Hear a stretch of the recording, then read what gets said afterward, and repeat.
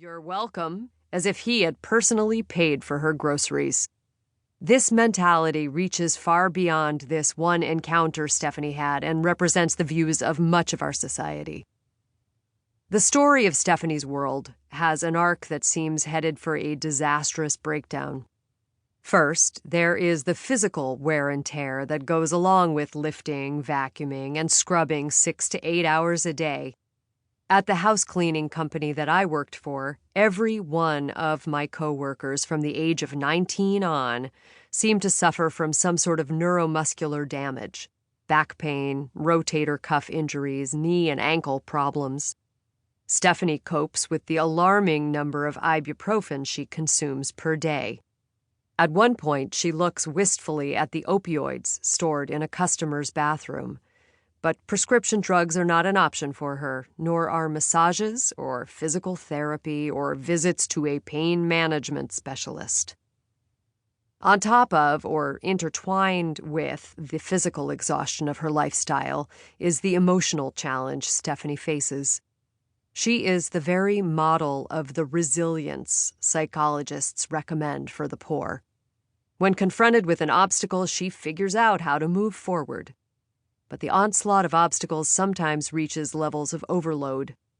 All that keeps her together is her bottomless love for her daughter, which is the clear, bright light that illuminates the entire book. It's hardly a spoiler to say that this book has a happy ending. Throughout the years of struggle and toil reported here, Stephanie nourished a desire to become a writer. I met Stephanie years ago, when she was in the early stages of her writing career.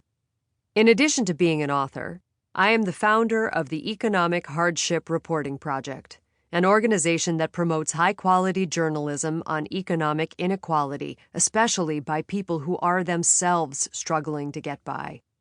Stephanie sent us a query, and we snatched her up, working with her to develop pitches, polish drafts, and place them in the best outlets we could find, including the New York Times and the New York Review of Books. She is exactly the kind of person we exist for, an unknown working-class writer who needed just a nudge to launch her career. If this book inspires you, which it may, remember how close it came to never being written. Stephanie might have given in to despair or exhaustion. She might have suffered a disabling injury at work. Think, too, of all the women who, for reasons like that, never manage to get their stories told. Stephanie reminds us that they are out there in the millions, each heroic in her own way, waiting for us to listen. Barbara Ehrenreich. Part 1. 1. The cabin. My daughter learned to walk in a homeless shelter. It was an afternoon in June, the day before her first birthday. I perched on the shelter's threadbare love seat, holding up an old digital camera to capture her first steps. Mia's tangled hair and thinly striped onesie contrasted with the determination in her brown eyes as she flexed and curled her toes for balance. From behind the camera, I took in the folds of her ankles, the rolls of her thighs, and the roundness of her belly. She babbled as she made her way toward me, barefoot across the tiled floor. Years of dirt were etched into that floor. As hard as I scrubbed, I could never get it clean.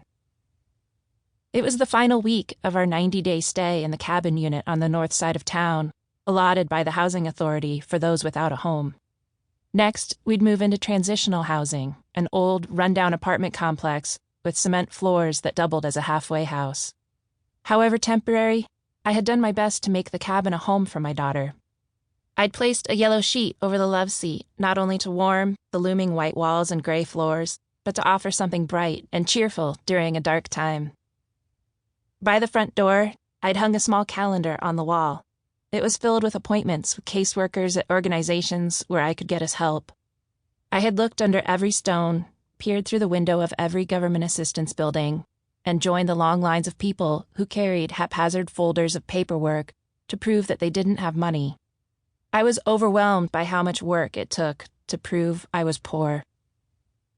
We weren't allowed to have visitors, or to have very much at all. We had one bag of belongings. Mia had a single basket of toys. I had a small stack of books that I'd placed on the little shelves separating the living area.